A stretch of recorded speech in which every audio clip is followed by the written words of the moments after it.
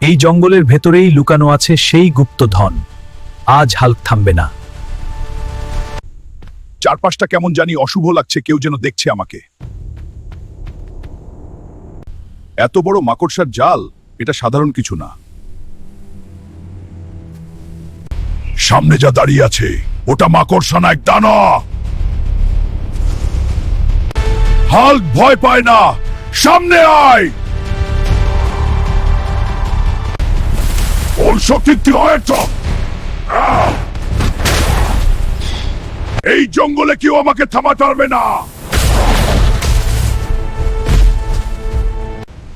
শেষ পর্যন্ত দানবকেও হার মানতেই হলো। এই তো গুপ্তধনের আসল পথ। শক্তি আর সাহস থাকলে অসম্ভব কিছু নেই।